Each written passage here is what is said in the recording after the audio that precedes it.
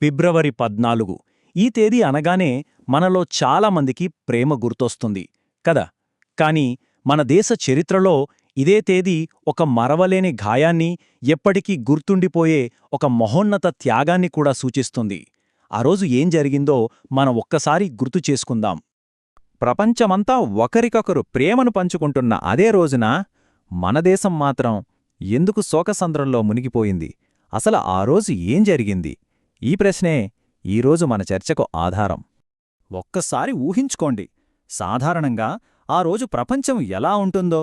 ఎక్కడ చూసినా ఎర్ర గులాబీలు, ప్రేమ సందేశాలు, ఒకరినొకరు చూసి పలకరించుకునే చిరునవ్వులు. అంతా ఒక పండుగ వాతావరణంలా ఉంటుంది కదా. కాని 2019లో అదే రోజు ఆ సంతోషకరమైన వాతావరణానికి పూర్తి విరుద్ధంగా భారతదేశం గుండెల్లో ఒక పెద్ద గాయం తగిలింది. దేశమంతా ఒక్కసారిగా పెన్ను నిశ్శబ్దంలోకి జారిపోయింది.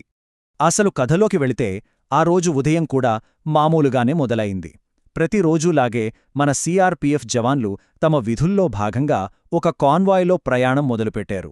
వాళ్లకి కూడా అదొక సాధారణ రోజులానే అనిపించింది. ఆ కాన్వాయ్లో ప్రయాణిస్తున్నది కేవలం సైనికులు కాదు. ప్రతి ఒక్కరి వెనుక ఒక కథ ఉంది, ఒక కుటుంబం ఉంది, కొన్ని కలలున్నాయి. వాళ్లలో కొందరు కొద్ది రోజుల క్రితమే తండ్రులయ్యారు, తమ పసిబిడ్డ ముఖాన్ని చూసి మురిసిపోయినవాళ్లు. మరికొందరు ఇంట్లో తమ చిన్న పిల్లల అల్లరిని గుర్తు చేసుకుంటూ విధులకు బయల్దేరారు. ఇంకొందరు తమ అమ్మకు అమ్మా తొందరగా తిరిగొస్తా అని మాటిచ్చి వచ్చారు. అలా వాళ్ల కాన్వాయ్ ప్రశాంతంగా ముందుకు సాగుతోంది. అది వాళ్లకు కొత్తేమీ కాదు, రోజూ చేసే ప్రయాణమే. అంతా మామూలుగానే ఉంది. కాని ఆ రోజు విధి వాళ్లకోసం వేరే ప్రణాళిక వేసిందని ఎవ్వరూ ఊహించలేదు. ఒక్కసారిగా ఎవరూ ఊహించని విధంగా ఒక భారీ పేలుడు. ఆ శబ్దానికి మాటలు మూగబోయాయి. సమయం అక్కడికక్కడే ఆగిపోయినట్టు అనిపించింది. ఆ ఒక్క దాడిలో మన దేశం 40 మందికి పైగా వీర జవాన్లను కోల్పోయింది. 40 అంటే 40 కుటుంబాలు తమ ఇంటి దీపాలను శాశ్వతంగా కోల్పోయాయి. ఆ పేలుడు శబ్దం కేవలం కాశ్మీర్ లోయలోనే వినిపించలేదు, అది దేశంలోని ప్రతి భారతీయుడు గుండెలోనూ ప్రతిధ్వనించింది.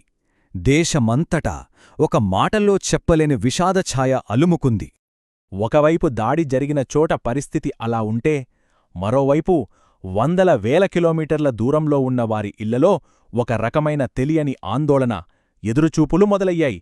ఆ నిశ్శబ్దం వాళ్లని భయపెట్టడం మొదలుపెట్టింది. అక్కడొక తల్లి తన కొడుకు నుంచి అమ్మా నేను బాగున్నాను అని చెప్పే ఆ ఒక్క ఫోన్ కాల్ కోసం కళ్లల్లో ఒత్తులు వేసుకుని ఎదురుచూస్తోంది. ఆమె గుండెలో చెప్పలేని ఆందోళన, అలజడి. ఇంకో ఇంట్లో ఏమీ తెలియని ఒక పసిబిడ్డ నాన్నెప్పుడొస్తారు అని అమాయకంగా అడుగుతోంది. ఆ ప్రశ్నకు ఏం సమాధానం చెప్పాలో తెలియక కుటుంబ సభ్యులు కన్నీళ్లు దిగమింగుకుంటున్నారు. మరోచోట ఒక భార్య తన భర్త ఉదయం వెళ్తూ సాయంత్రం ఫోన్ చేస్తాలే అని చెప్పిన మాటను పదే పదే గుర్తుచేసుకుంటోంది. ఆ మాట ఇక ఎప్పటికీ నిజం కాదని తెలియక ఆశతో ఎదురుచూస్తోంది. కాని ఆ రోజు సాయంత్రం వచ్చింది ఫోన్ కాల్ కాదు, యావత్ దేశాన్ని కన్నీళ్లలో ముంచేసిన వార్త. ఈ విషాద వార్త తెలిసిన క్షణం దేశం మొత్తం ఒక్కటైంది. మతాలు, ప్రాంతాలు, రాజకీయాలు ఇలాంటివన్నీ పక్కకుపోయాయి. ప్రతి ఒక్క భారతీయుడు ఆ కుటుంబాల బాధను తమ బాధగా భావించాడు. దేశంలోని ప్రతి వీధిలో, ప్రతి నగరంలో ప్రజలు తమ సంతాపాన్ని తెలియజేశారు. కొందరు కొవ్వొత్తులు వెలిగించి నివాళులర్పించారు, ఇంకొందరు మౌన ప్రదర్శనలు చేశారు. ప్రతి ఒక్కరి కళ్లల్లోనూ ఆ వీరుల పట్ల అపారమైన గౌరవం, వారి కుటుంబాల పట్ల సానుభూతి స్పష్టంగా కనిపించాయి. ఆ రోజు ప్రతి భారతీయుడి మదిలో ఒకే ఒక్క ఆలోచన మెదిలింది. మనం ఈరోజు ఇక్కడ ఇంత ప్రశాంతంగా, సురక్షితంగా ఉన్నామంటే దానికి కారణం అక్కడ సరిహద్దుల్లో మనకోసం ప్రాణాలను పణంగా పెడుతున్న సైనికులే. వాళ్ల త్యాగం నిజంగా వెలకట్టలేనిది. ఆ ఒక్క సంఘటన తర్వాత మన భారతీయులకు ఫిబ్రవరి 14వ తేదీకి ఉన్న అర్థమే పూర్తిగా మారిపోయింది.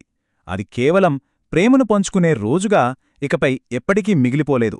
ఇక్కడే ప్రేమకు, దేశభక్తికి మధ్య ఉన్న ఆ తేడా మనకు స్పష్టంగా కనిపిస్తుంది.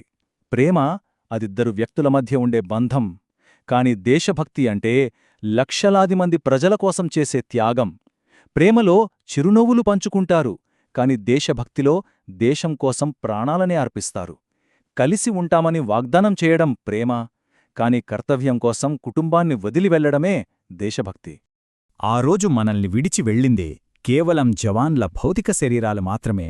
వాళ్ల కథ, వాళ్ల త్యాగం ఎప్పటికీ మనతోనే ఉంటాయి. మనం ఒక్క విషయం ఎప్పుడూ గుర్తుంచుకోవాలి.